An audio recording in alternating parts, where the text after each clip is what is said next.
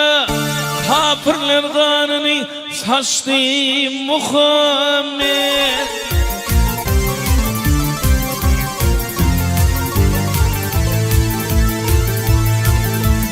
Yeknekirdi sekvan kamil şahrını cipa çekip dini açtı Muhammed.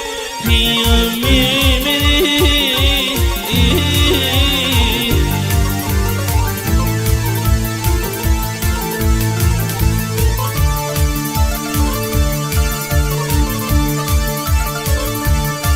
aşıklar baş olup ışkı binine tuğranalar düşüp dağlar yanına yanına.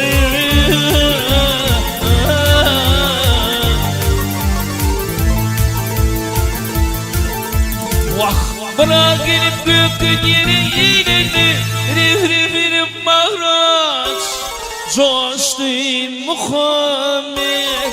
Peygamber'i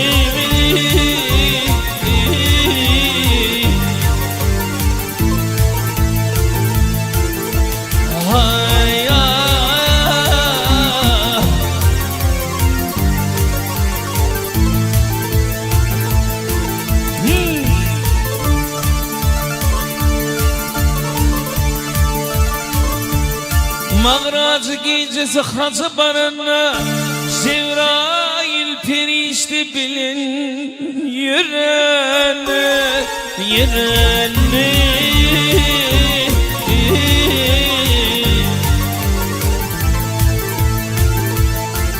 Vah bir kişi kapısına gelip durun Bismillah deyip işi açtı Muhammed.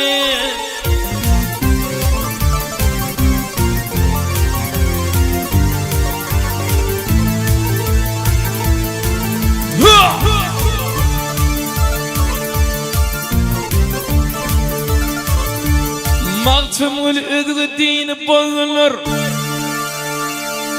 İklim şehir gezdiler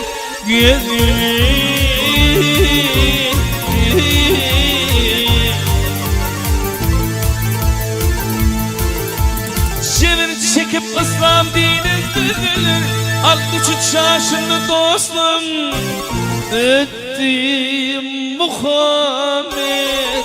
Peygamber'i